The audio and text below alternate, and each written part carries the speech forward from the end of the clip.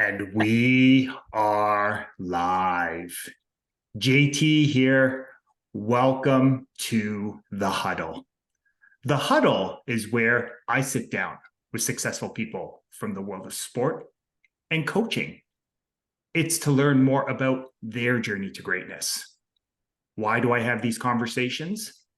Because success always leaves clues. I want to take a moment to thank you, whether you are watching on YouTube or on Facebook, whether you're listening to the audio on the podcast. Thank you so much for being here with me and my special guest today. And here's my friendly reminder to you. The mind is like a parachute. It works best when it's wide open. So my challenge to you is to go all in on this conversation, to remove any distractions and get laser focused on the here and the now. And I guarantee you, you will gain a valuable nugget of wisdom that will not only help you succeed in sport, but more importantly, in the game of life. I've been looking forward to my conversation with my special guest. Before we kicked off, pun intended, I was mentioning to him how he's always been someone who, I've wanted to have a conversation with in the huddle. And I just felt like there's so much lived experience, so much wisdom that he's gained that I just wanted to be able to learn from all his journey.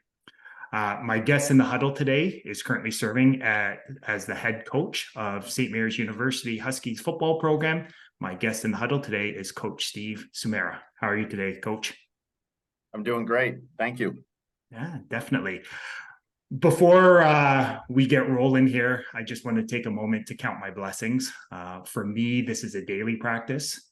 Some days I do it better than others, but I do find the days where I'm most intentional with counting my blessings. I do find those days are a little bit more joyful, a little bit filled with more love, joy, and peace. And I'm a big believer, the biggest blessing you can give anyone is your time and energy. So thank you again for blessing me with some of your time and energy today here, Coach.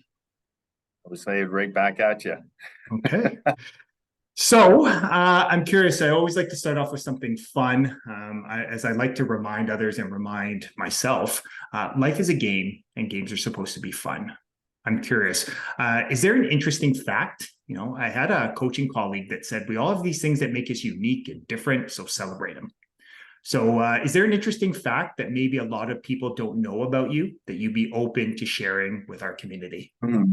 Interesting.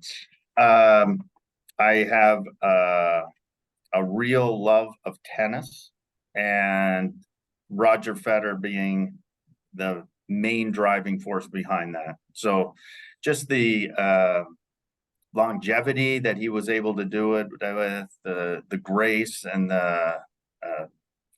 his level of competency on that court, it just looks so effort that that's my guy. Hey, I love it. I love that you brought in another sport, right? And it sounds like it's, him being a model of consistency, right? Longevity. Yes. I'm curious, has tennis always been a love, or is this something that you sort of developed a little bit later in your journey? No, I guess I always, when I was a kid, I took lessons and played and a bit, and not of any level of significance or anything, but always enjoyed it. Wimbledon from the beginning of time. I guess I date myself when I remember watching the McEnroe Borg epic battles, and that probably as much as anything drove it. I was a big Chris Evert fan and her battles with Martina Navratilova, and it's that when you're playing tennis compared to a sport like football, you are literally putting yourself out there, and you're out there on display for all to see, and you have to perform. And I'm always intrigued by those that can consistently perform. Mm-hmm. Yeah, I love that. I love that share, and you provided me some great reminders of. I remember those days in tennis, and I remember there was a good time for the sport. So I'm curious. One of the unique things about your journey is, as I was sort of reflecting on your journey and preparing for our conversation, I started to realize that you've been doing this at a high level for many years, right? Like you were part of, some great teams in the 90s and early 2000s and at St. Mary's, right? Again, I still remember those days fondly during my own youth sport career. And then you transitioned to Carleton to leading that program, its resurgence. Then you started to lead the junior national team. Now you're back at St. Mary's. So I'm curious, very diverse path, but it seems like you've always been in these opportunities where you've been helping to build, something new, right? So I'm curious, what has been the biggest life lesson that you've taken from sport in your many diverse experiences? That's interesting because it's there's so many things that you learn. You're constantly learning daily in these roles.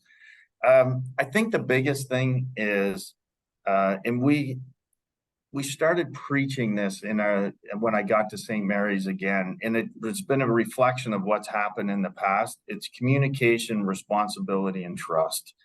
And I feel like those three words I didn't find them early in my career, even though I think we believed in them. We didn't really state it, but as I've gone along, it's really become very apparent that to me, these are the most important things we can do. When you're recruiting somebody, do they communicate back? Are they a good communicator? You have to apply to school. Are you responsible enough to do that?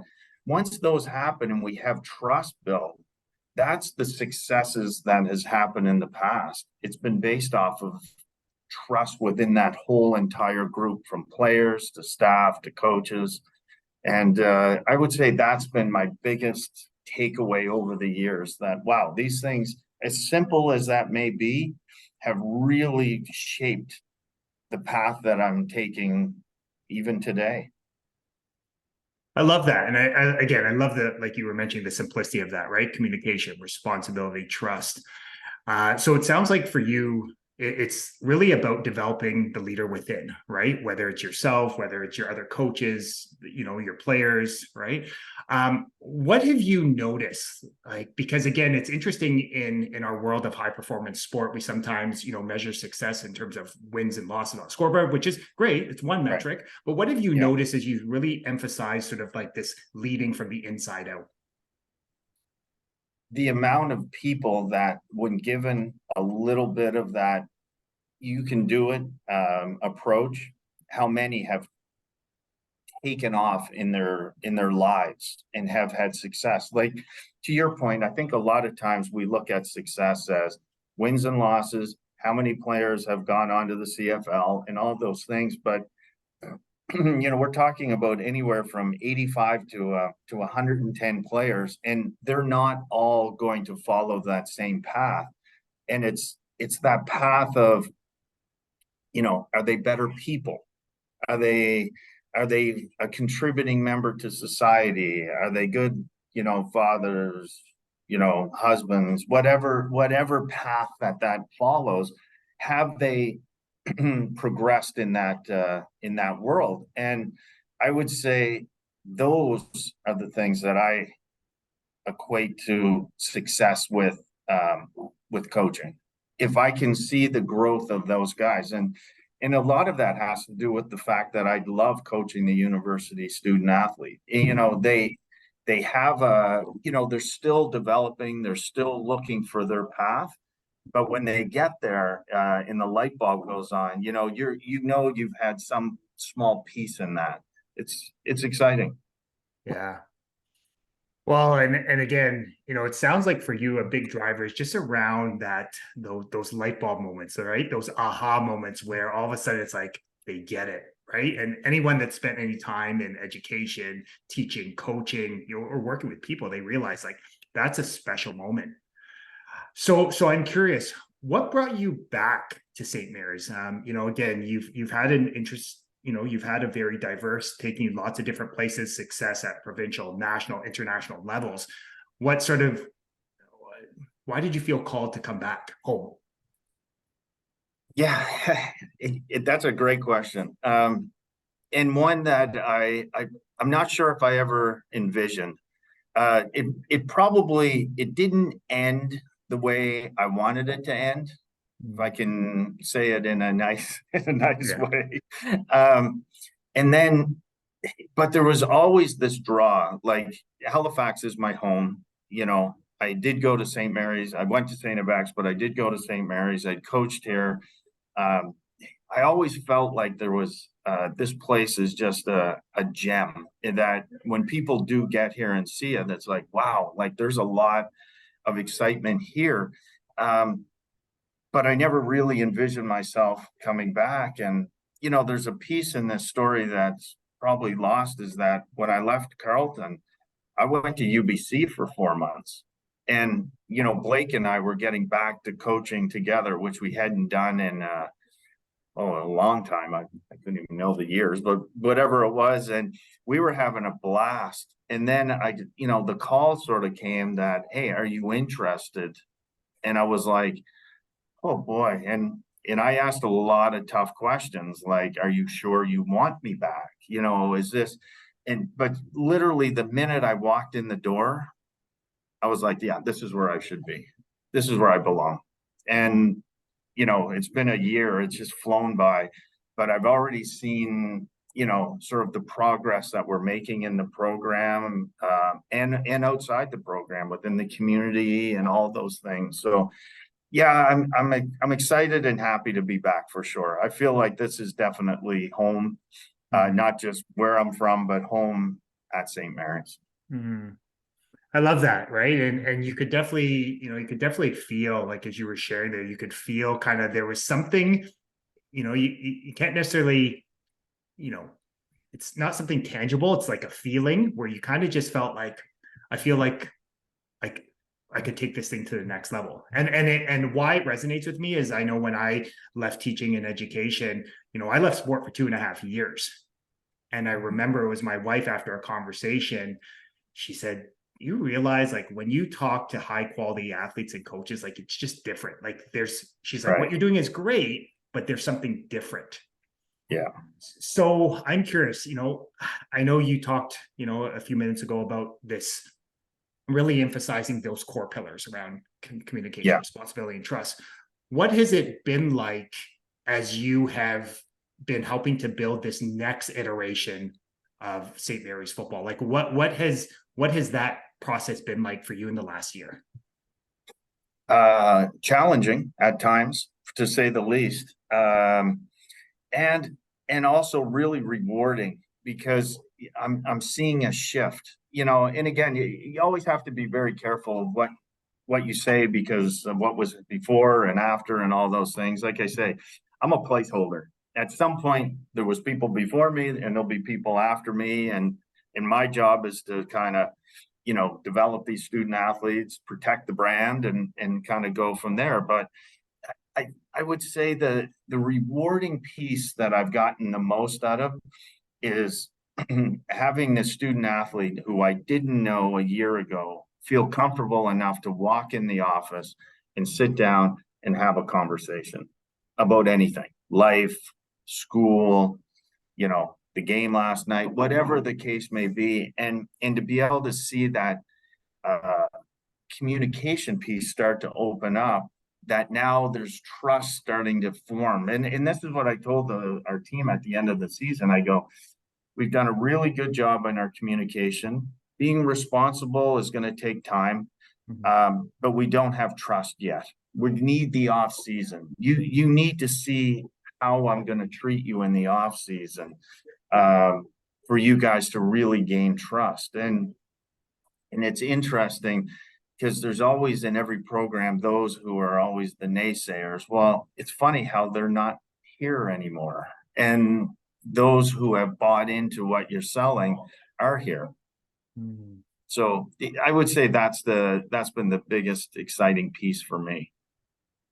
Well, that's interesting, right? Like what I really heard from you there was again like those little moments that really show how, like you said, the communication is improving, the responsibility, it takes time, like all great things. But then those Yeah. moments where they come into your office, the student athletes, and they just maybe it's to talk football, maybe it's to talk about life, maybe it's talking about relationships, but just those moments are those wins that show that the trust is those bridges of trust are being built. And Yes. that's has to happen before those aha moments, before you can actually put them in a situation to be successful on the field. 100%. And I think, you know, we had a couple wins last year where the year before and the year before they didn't. So there was this, oh wow, we're great, we're this and that. And it's like, whoa, whoa, whoa. This is a process. We're not measuring ourselves on wins or losses. We're measuring ourselves on this process and this progress that we're taking. Even this year, what is the first thing that everybody asks a coach? How's your team going to be? Are you guys going to win this year? And it's like, I don't know. And they're like, well, what do you mean? And I said, I feel like we've taken great strides. Oh, well, you had a good time. You improved last year, so you're going to improve. But sometimes, like anything, and I use the old implementation dip, you're going to grow, grow, grow, grow, grow, but you get to that saturation point, you're going to have a bit of a dip before you continue to go up. And are we at that point? I'm not sure yet. I know I'm excited because we brought in some new pieces to add, how they're going to mix and mold with the veteran guys, some new coaches. There's an air of excitement around this program, and I'm excited to see how it's all going to come together. But I'm still in the process base, not in the outcome base yet. Yeah. Well, I love how you highlight that idea. It's funny. It's one of the biggest cliches in sport, right? Like trust the process. And I love your openness, right? And you talk about being a great communicator when people ask you, yeah, you're going to win one. Huh? We'll see. Right. And so I love that requires, right, a certain level, as a certain level of calm and confidence in your own skin that, hey, we're in the process of figuring this thing out. Yeah. Okay. You're right. And sometimes I get some friends of mine who I coach with will be like, man, you don't always have to be that honest and open. And I'm like, I know, I'm sorry. It's my nature. And sometimes hey, you know what? They're better than us. And we need to get better. We need to do a better job coaching. Was our preparation good? And I think that's why I've been able to stay in it as long as I have, is because self-reflection and openness to hear what other people are saying, not just going, oh, what we're doing is right. I have no idea. And even when you win, it doesn't necessarily mean it was perfect. And you still need to reassess and evaluate. And, that's what I like about the game. I like going talking to people. I like, when we're at the Canada Cup and East West Bowl, I was running around asking guys, well, what are you doing with your no huddle? And, I talking to 10 coaches and taking notes. And, sometimes you see young guys who are like, well, I've seen this and I think I know. And it's like, you never know. You never know. Yeah. No, I love that. And I appreciate you sharing. One of the unique things about my journey is I was always the proverbial baby on my coaching staff. I was always on coaching staff where I was the youngest chrono. There's people far more experienced with far more lived experience. But it sort of taught me that idea of like approaching every situation, every coach with like, what can I learn from them? Like, I want to like, what makes them successful? How have they been able to do it? So I'm curious, how important has that self-reflection piece, that openness to learning from every situation, every person, how important has that been for you along your journey? Oh, probably the most important for me. And that's, I like the fact that I just always look at it as I don't want to be the smartest, and I'm never the smartest person in the room. I no matter who's in the room, probably I'm going to get a nugget to your piece of something from that person, whatever it may be. Maybe it's a word, maybe it's the way they communicated, maybe it's a play, maybe it's a system, maybe it's a philosophy. One of the guys, and he's in the news today a lot right now, is Dave Sumarah. And when I was at Carleton, I probably learned more about coaching from Dave Smart than I have from anybody else. And even though they're different sports and sometimes there's things that he could do that I couldn't do just based on, how many players he had to what we have and the coaching staff, just how he approached um, recruiting, how he approached his players, how he liked some conflict. He didn't always want to have yeah, we're all on the same page. Like, you got to have it mixed up a little bit so you do get challenged. And I was like, you know what? That's great. And I tell my guys all the time, like, if I can't explain it or if I'm not selling it, then it's garbage. Then let's reflect on what we just said and why we're trying to do and move on. And that was a big piece coming here, is that there was some coaches that I have coached with in the past that came back on staff, and there was just that instant chemistry. But there's people in the room that don't know our history, and we would get into full-blown arguments, and they're like, oh my. But there's some people I've known for 30, 40 years, and that's what we want. We wanted to challenge each other to make sure we were making ourselves better. Mm. I love, again, your willingness, right, to surround yourself with, different thoughts, different ideas, people from different perspectives. And it's interesting, the self-reflection piece. I had the opportunity to speak with Coach Lake in the huddle a couple months ago, and he talked about the same thing of that being a core pillar in his life. So I'm curious from your perspective. I feel like we live in an interesting time here, right, Yeah. where our world is sort of designed to just feed us more of people that think the way we do, dress like the way we do, that believe the same things, that earn the same money, that go to the same jobs, that shop at the same places. Hmm. But as I always often share, like, there's power in the ability to be open to diversity of thought. I'm curious from your perspective, do you think that that is something that has been lost in this day and age? Like, do you think it's something that we can teach people, like, in today's world? Or do you think the world is sort of just designed, like, the whole idea of diversity of thought is just such a big problem now? It is a problem, and people are scared to ask questions. Like, the first thing I do with the players is I bring them in and what's your background? Where are you from? I want to know what they and how they became who they are from their past and their history. And I'm always intrigued, like, where are you from? And, oh, I'm, this and I'll use this example. We used to do a team prayer before every game when I was at Carleton. Normal thing. We did it at St. Max, St. Mary's, the whole bit. And one of my guys, and I won't mention who it was half Jewish. And I didn't know that. And he would not be considered somebody who would be a standard looking stereotypical person. So we were talking and he said, yeah, I'm not necessarily comfortable with that. And I was like, oh, wow, I didn't know. And so open dialogue allowed us to go, hey guys, this is actually something that, doesn't fit with our diversity and all of that within our program. So we stopped doing that. We provided opportunities for people to do what they like within their own religious backgrounds, but we didn't make it sort of a team thing because I wanted to share to the guys that, hey, everybody has their own backgrounds and their own beliefs, and I don't want to squash that. I want to actually embrace that. This person does this, that person believes in this. This is all great, but as a collective group, this is how we work together. Hmm.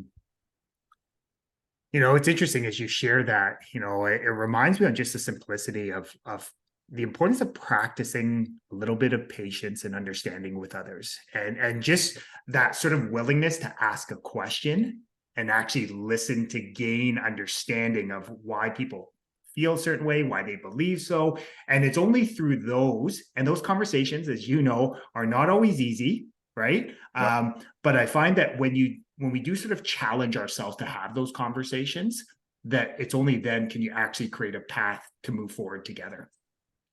Agree. And, you have to be careful in today's day and age because you're not supposed to ask questions. You're not supposed to, but, I guess I'm still the believer that if I don't know, the only way I'm going to know is if I ask.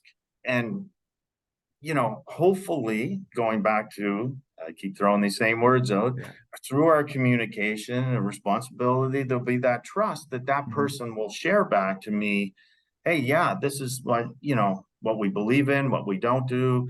And so with that, it's, you know, it, you walk a fine line when you have those conversations.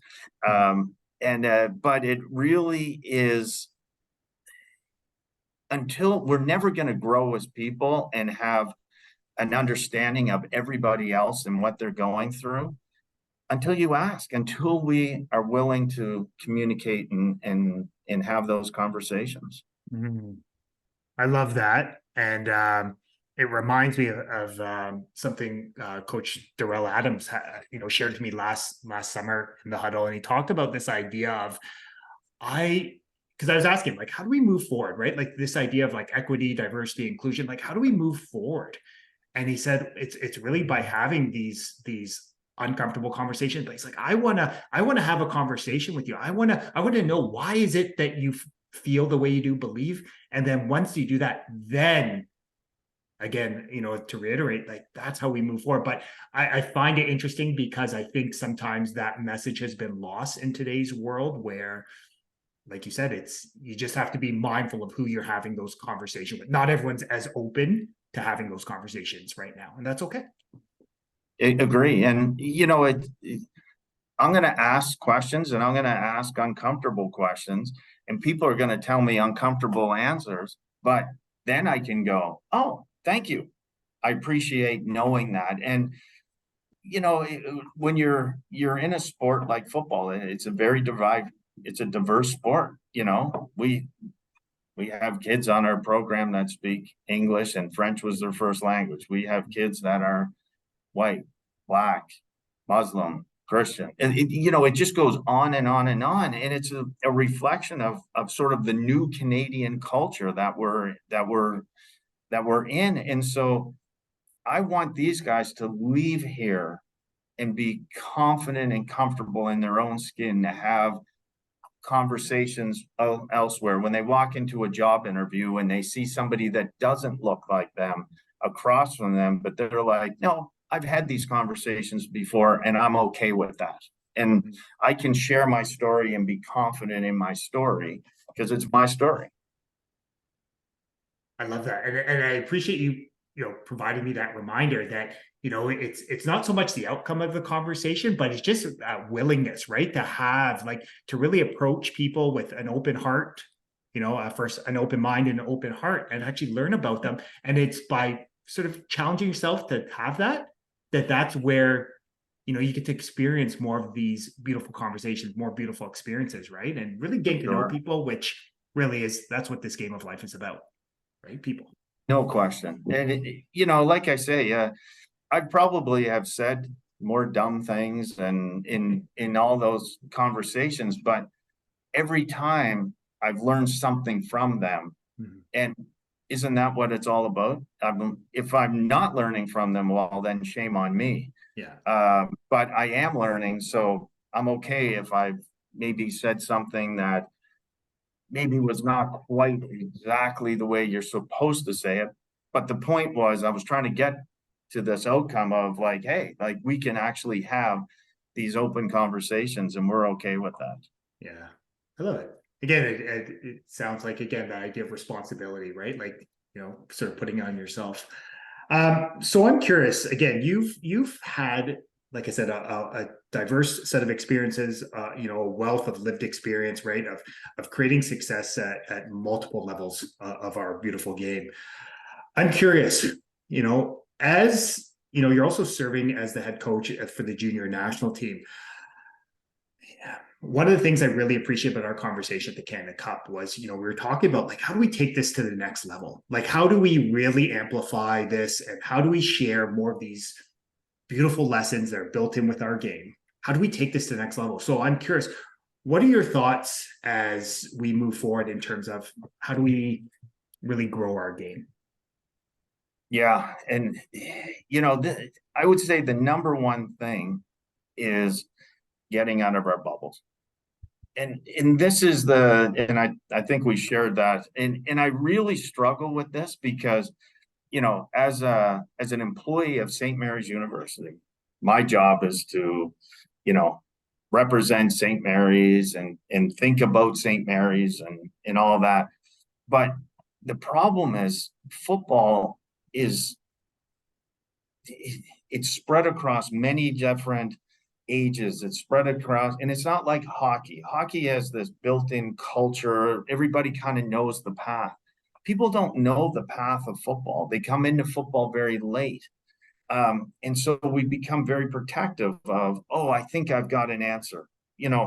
I'm sure Greg Marshall at Western's going like, well, we're winning. We've been winning successfully for, 100 years. Like, this is our model. But if you actually sat down and talked to Greg and said, hey, Greg, how would you see sport grow? He actually may not have the same comments that he makes when he's talking about his program, when he's talking about the general program. And I feel like we as a coaching fraternity from minor all the way up through, we need to have more of those open conversations, more of those situations where it's like, okay, maybe that doesn't necessarily help my program, but for the general good of football, it will help. And if we can get to that point, which I don't know, it's a mind-changing thing, but I think we have a chance. Mm-hmm. Well, I love it. And it really comes back to this idea of like creating a culture that's less about competition, but more about collaboration, right? And again, you had the opportunity, right? I had the opportunity to listen to you, talk to our Team Ontario U18 program at Red Black and at Canada Cup. And you talked about this idea of like this is special. Like this Team Ontario opportunity is giving you a platform to highlight your gifts, your talents, and abilities, which could then allow you to represent your country on an international level. And I remember as you shared that, I was thinking, wow, like this is great. Like I love how you're just reminding them like this could be a once in a lifetime opportunity to represent your country, right? So I really love how again you're very focused on the big picture and seeing like this is a win-win-win. Well, I can tell you this. And Jeff Cummins, I'm going to steal because Jeff grew up an American and played, U.S. college and the whole bit, and he talked about that proud moment when we had just beaten Mexico in Mexico City and won the gold medal, and they were playing, Canada, and he goes, my chest was like, yeah, like this is, and there's a bond that forms within that group that's hard to break. Like they will always share those moments, and I feel like everything that goes on in football, sometimes we don't always know what's happening. Did all of the kids in Ontario try out for Team Ontario? Well, why didn't they? They should want that opportunity. Why aren't they? And sometimes, people take, there's kids that have been given opportunities. Oh, I was going to go to a camp, and I think that's more important. And I'm never, I'm very biased because I wear this Team Canada hat very proudly. To me, the most important thing that you'll ever do is to go and represent your country. And if we can get more people understanding that this is really a unique experience that you'll never have again, I think we'll get everybody out. And that's the way it should be. I want to be in a situation where it's like, holy crap, how are we going to decide who we're taking, at that point? And then I'll know we've taken this to that to that next level of, wow, this is the most important sport. Like if you talk to a hockey player who is of the same age and said, you have a chance to represent Canada at the World Juniors, would they ever turn that down?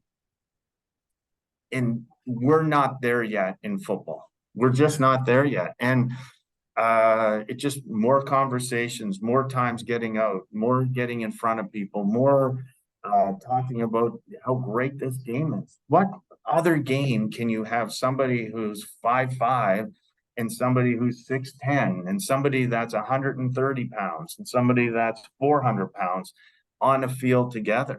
There's no sport as unique as this. And you know, I don't think we brag enough about it. You know, I have parents say, well, my son played hockey. And I said, well, he's going to love football more. And they go, well, he kind of does. And I'm like, it's because of the way, the camaraderie within the sport. Mhm. Sorry, I was on a tangent there. No, but it highlights this idea of like experiences, right? Like I was thinking, reflecting back as you were sharing, I was reflecting back on the Canada Cup experience. One of the coolest parts of watching that journey was, hearing you share about the opportunity to represent your country. I mean, or whether it was at the U Sport, where the athletes had the opportunity to come meet with the different U Sport coaches, right? And I think just there, like, yeah, the football's great, but it's really getting them to, maybe plant a seed that gets them to dream a little bit bigger, that gets them to think a little bigger in their life, that just shows them what could be. And I find like those are the aha moments that really, I don't know, as cliches as that's what life's about. Yeah, agree.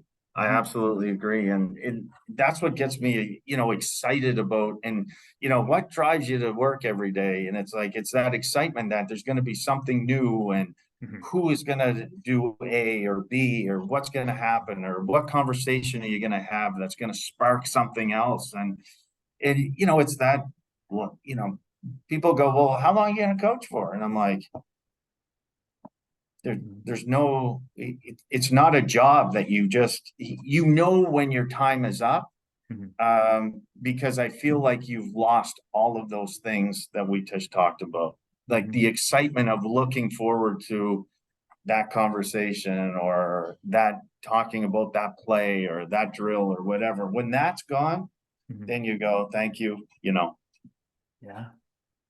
they put me to pasture. So I'm curious, I think we're in an interesting time where I find that we have a lot of coaches that are, 20 plus years in, that have been in this game for a long time, have lots of lived experience, lots of valuable wisdom to share and pass down.